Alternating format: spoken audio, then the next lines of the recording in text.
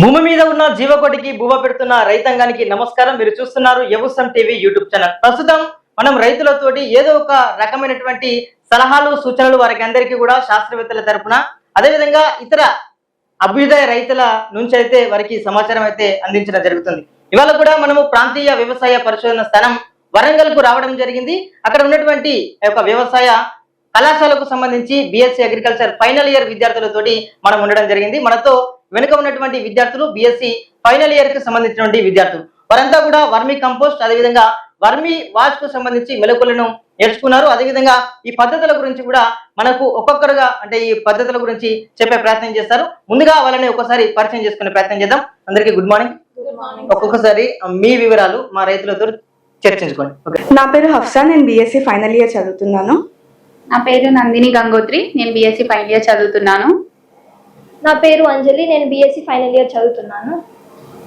ముందుగా రైతన్యులకు నమస్కారం. నా పేరు నిఖిత, నేను వ్యవసాయ కళాశాల వరంగల్లో చివరి సంవత్సరం చదువుతున్నాను.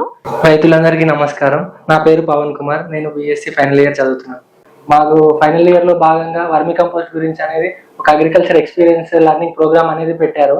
మేము ఈ 3 సంవత్సరాలలో ఏం నేర్చుకున్నామో దాని గురించి మాకు ఒక ప్రాక్టికల్ నాలెడ్జ్ పెంచడానికి మా కళాశాలలో ఇది ఒక వర్మి కంపోస్ట్ సెటప్ అనేది మాకు ఇచ్చారు.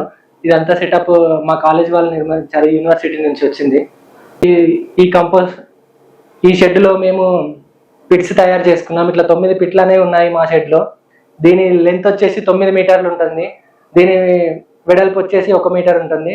దీని హైట్ వచ్చేసి 0.6 మీటర్స్ ఉంటుంది. ఈ రోజుల్లో సేంద్రీయ వ్యవసాయంపై మొగ్గు చూపుతున్నారు. అందులో మొదటి భాగం వర్మి కంపోస్ట్.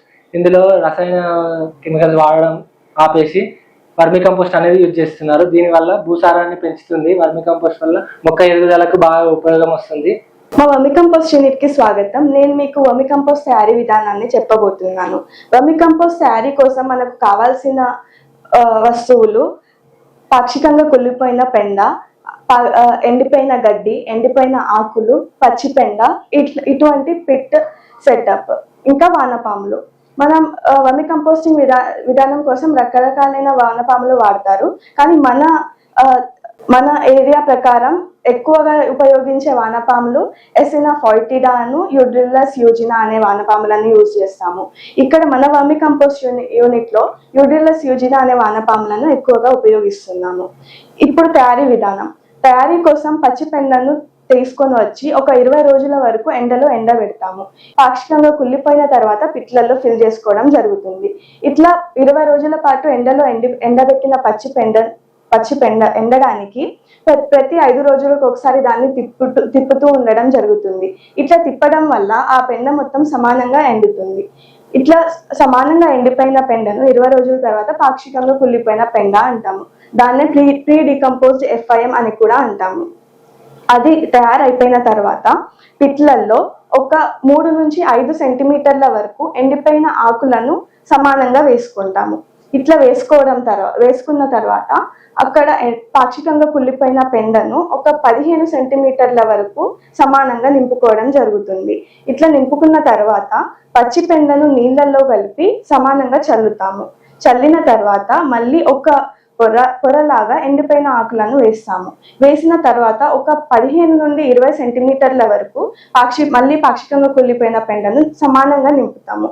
నింపిన తర్వాత ఎండిపోయిన గడ్డి ఈ విధంగా వేసుకుంటాము. ఎండిపోయిన గడ్డిని ఇట్లా పూర్తిగా కప్పడం చాలా ముఖ్యం. ఎందుకంటే వానపాములు అనేవి ఎండకు ఉండలేవు, ఎండకు సున్నితమైనవి.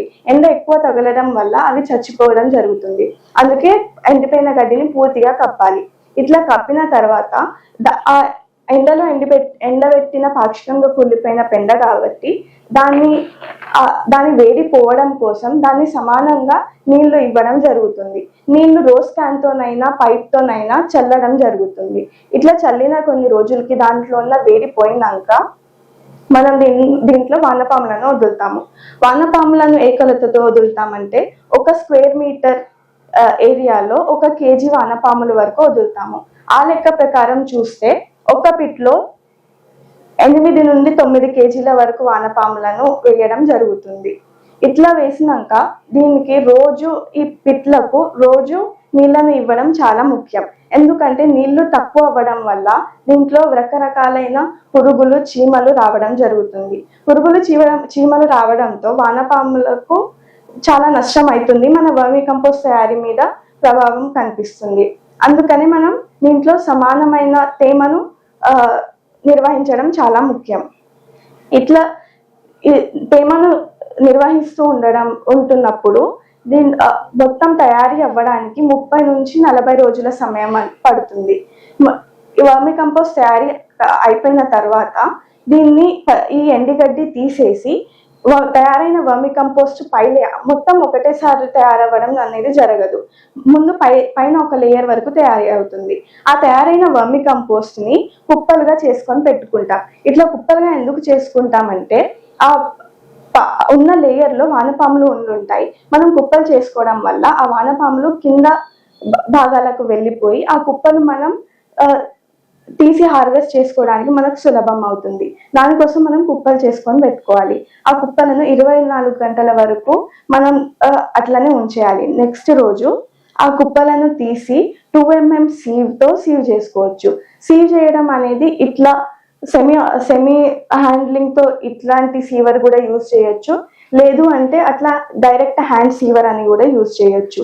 కానీ ఆ సీవ్ సైజ్ అనేది 2 mm వరకు ఉంటే మనకు కంపోస్ట్ అనేది మంచిగా వస్తుంది. కంపోస్ట్ మొత్తం తయారీ అయ్యి సీవ్ చేసిన కంపోస్ట్ కాఫీ పొడి లాగా అనిపిస్తుంది. ఇప్పుడు ఈ కంపోస్ట్ ఉపయోగం ఎలా? ఈ కంపోస్ట్ ని పూల కుండీలకైతే 200 గ్రాముల వరకు యూజ్ చేసుకుంటాము. లేదా పెద్ద చెట్లకైతే 5 నుంచి 8 కేజీల వరకు కంపోస్ట్ వేయచ్చు. ఈ 5 నుంచి 8 కేజీలు కూడా ఒకటేసారి వేయము. భాగాలుగా 3 భాగాలు చేసుకొని ఒక్కొక్కసారి కొంచెం కొంచెం కంపోస్ట్ చేసుకోవచ్చు. కానీ ఒక చెట్టుకి 5 నుంచి 8 కేజీల వరకు వేస్తాము. అవి కాకుండా వేరే ఏ పంట పొలాలకైనా 1 నుండి 1.5 టన్ను ఒక ఎకరానికి వర్మి కంపోస్ట్ అనేది వేస్తాము. ధన్యవాదాలు.